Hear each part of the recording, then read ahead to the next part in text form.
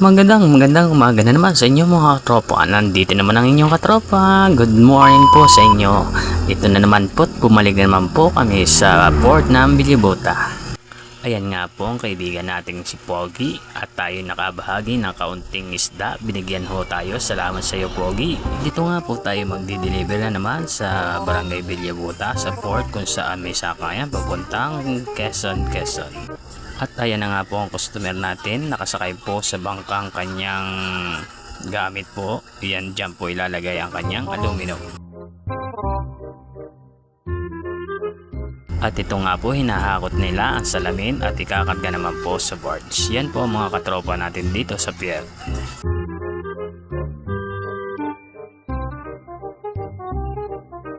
At ito naman pong isa kong helper, nag-ala Rico Puno at palis daw po siya at papunta siya sa kabila.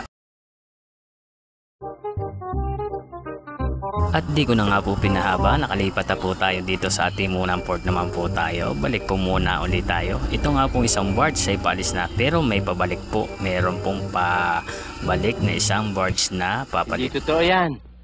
Ayan nga po, paalis na yung isang barge at may papalit naman pong isa dyan.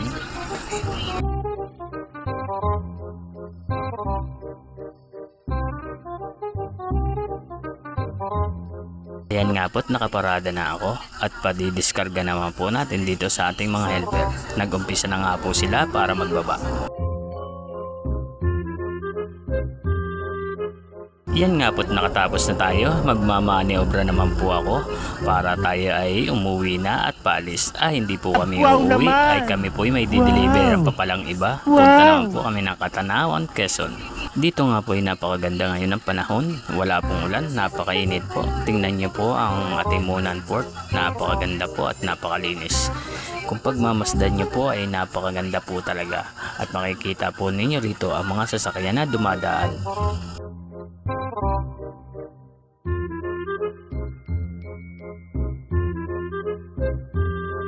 At dito nga po ay pinaalis na po tayo. Aalis na po tayo. Tayo po ay lalabas na. Kasi maglo-loading na po sila doon sa susunod na barko.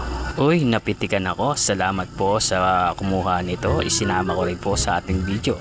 At dito nga po ay makikita ko ang helper kong napakapugi. Nakatulog agad ng biglang-bigla. Yan, puyat ng puyat. Payat, tulog ng tulog, puyat, kain ng kain, payat.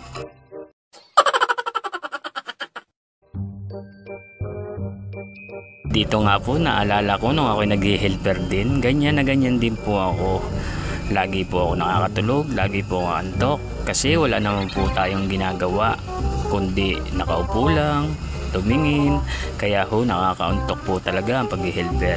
Pero marami po ako naranasan sa mga driver. Meron pong driver na magagalitin, nagmumura, naninigaw, at marami pa ho. Kaya mga kabady at mga katropa, kung ganyan mga helper nyo, pabayaan nyo na po at pagbigyan nyo na lang. Dahil kung wala ho sila talagang gusto na mag-drive, hindi ho talaga sila matututo. Pero kung gusto sila mag-drive, ay may penalty po talagang agresibo. Kaya nga nagsumikap ako bilang isang driver. Kaya mga katropa, hanggang dito na lang po sa muli at sa ating kaunting video. Salamat po sa panonood at kung nagustuhan nyo naman po, palike and pa-share. Kaya mga katropa, hanggang dito na lang. Thank you po.